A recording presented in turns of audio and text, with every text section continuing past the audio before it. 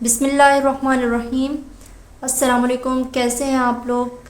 उम्मीद है खैरियत से होंगे। आज जिस टॉपिक को हम डिस्कस करेंगे वो हमारा चैप्टर नंबर 2 एटॉमिक स्ट्रक्चर का लास्ट टॉपिक है and the name of the topic is relative atomic mass. Relative atomic mass का मतलब है कि हमारे पास डिफरेंट एटम्स हैं, उनके डिफरेंट एटॉमिक मासेस होते हैं।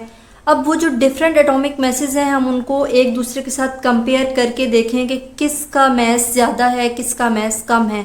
इसको हम कहते हैं रिलेटिव एटॉमिक मास। ठीक है, अब इसकी ज़रूरत क्यों पेश आई पहले हम ये देख लेते हैं, फिर हम इसकी डेफिनेशन और कॉन्सेप्ट पे जाते हैं। Relative atomic mass is the comparison of masses of different atoms. It is necessary to know ratio of masses which are required for a chemical reaction। और ये बेसिकली हमने relative atomic mass क्यों करते हैं, हम एक दूसरे के masses को compare क्यों करते हैं, ताकि हमें पता चले कि किसी भी chemical reaction के लिए जो दो एलिमेंट्स आपस में रिएक्ट कर रहे हैं उनके कितने कितने मास रिक्वायर्ड हैं, क्या रेशो रिक्वायर्ड है। एक और रीज़न रिलेटिव एटॉमिक मास और उसका यूनिट देने की ये है, जो आपकी बुक में गिवन नहीं है वैसे, लेकिन इसका ये है कि एटम क्योंकि बहुत स्मॉल होते हैं उनको ग्राम में हम मेजर नहीं कर सकते, क्योंकि अगर हम ग्राम में करेंगे भी तो क्या आएगा, 0.000 करके आएगा और उतनी एक्यूरेसी नहीं रहेगी जितनी हमें केमिकल रिएक्शन को करवाने के लिए चाहिए होती है। इसलिए हमने कहा कि ग्राम का जो यूनिट है वो नहीं एटम के लिए इस्तेमाल हो सकता, इसके लिए हम कोई और दूसरा यूनिट लेकर आए। ठीक है, और दूसरी रीज़न ये है कि हम पढ़ चुके हैं कि हर एलिमेंट का एक एटम नहीं है, एक से ज़्यादा एटम होता है और हर एटम का डिफरेंट एटॉमिक मास होता है। तो अब बजाय इसके कि हम फर्दन एक एक एटम को मेजर करते रहें और उसका मास निकालते रहें, हमने क्या किया कि एक एटम को स्टैंडर्ड मान के बाकी सबको उससे कंपेयर करना शुरू कर दिया। ये मेथड हमारे लिए आसान हो गया।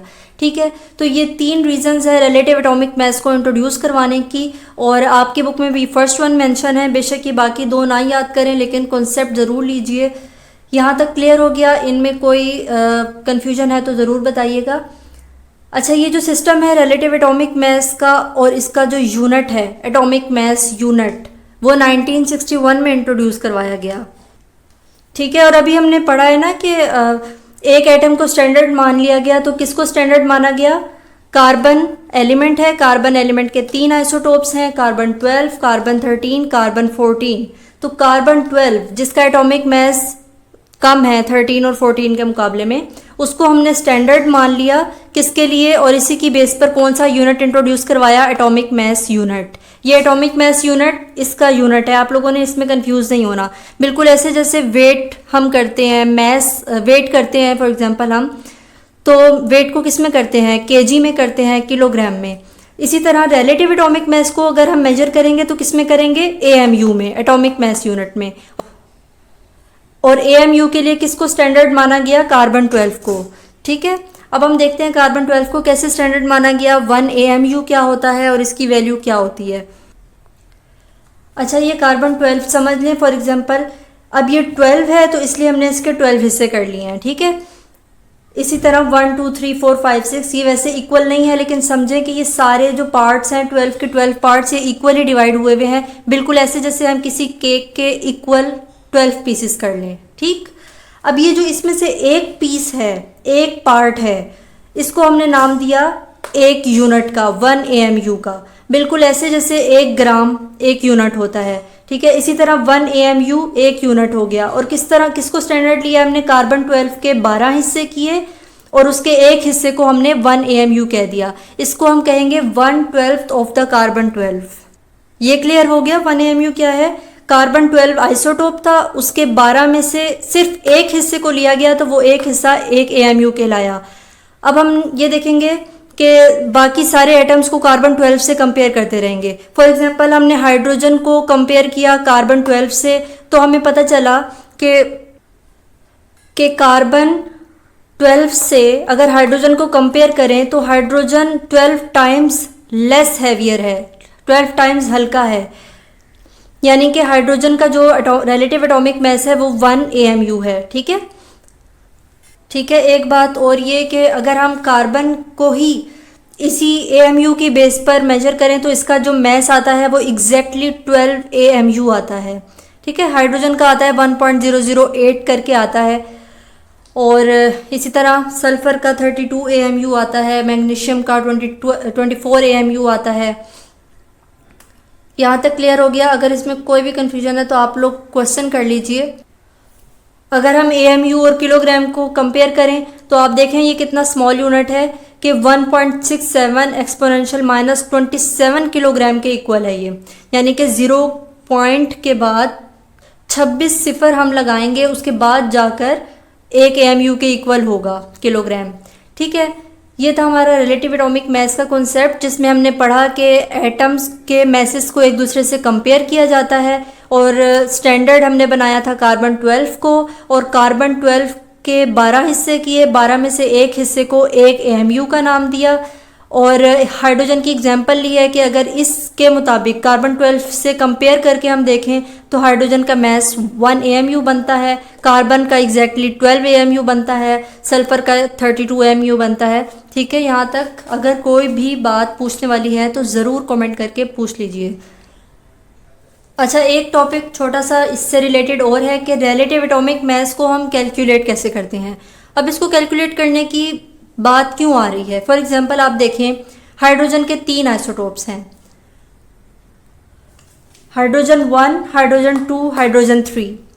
अब ये हाइड्रोजन का एटॉमिक मास, इस हाइड्रोजन का एटॉमिक मास, सिमिलरली इस हाइड्रोजन का एटॉमिक मास हमने कार्बन 12 से कंपेयर करके फाइंड आउट कर लिया। ठीक है, तो ये आ गया 1, 2, 3।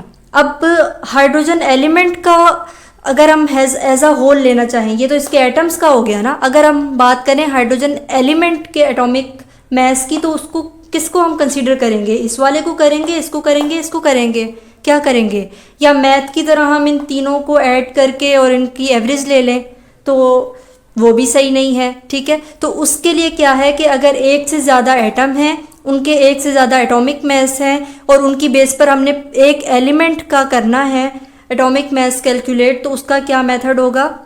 उसका ये मेथड होता है कि आइसोटोपिक अबंडेंस ऑफ 1 एटम, और उसको मल्टीप्लाई करेंगे उसके एटॉमिक मास के साथ।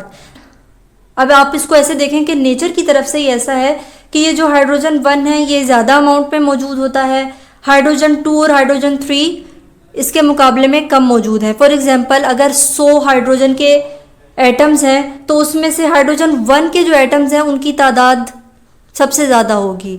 ठीक है, 98 होगी, और बाकी जो 2 एटम होंगे वो हाइड्रोजन 2 हाइड्रोजन 3 के होंगे। इसको कहते हैं हम आइसोटोपिक अबंडेंस, कि ये वाला आइसोटोप कितनी ज़्यादा अमाउंट में पाया जाता है। क्या ये 98% पाया जाता है? तो हम यहाँ पे 98% लिख देंगे और मल्टीप्लाई कर देंगे इस 1 से, क्योंकि यही इसका एटॉमिक मास है। प्लस इसी तरह हम हाइड्रोजन 2 की अबंडेंस लेंगे कि वो कितना पाया जाता है नेचर में, फिर उसके एटॉमिक मास से उसको मल्टीप्लाई करेंगे, फिर ऐड करेंगे हाइड्रोजन 3 की आइसोटोपिक अबंडेंस, और उसको भी मल्टीप्लाई करेंगे हाइड्रोजन 3 के एटॉमिक मास से जो कि 3 है, और जो भी हमारे पास आंसर आएगा उसको हम 100 से डिवाइड कर देंगे।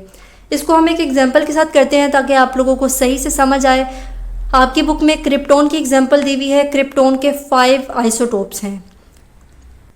यहाँ पे देखें, क्रिप्टोन 80, ये इसका एटॉमिक मास है 80। ठीक है, और ये कितना परसेंट पाया जाता है नेचर बाय नेचर? ये 2% पाया जाता है। क्रिप्टोन 82 12% पाया जाता है। क्रिप्टोन 83 12% पाया जाता है। क्रिप्टोन 84 57%। क्रिप्टोन 85 17%।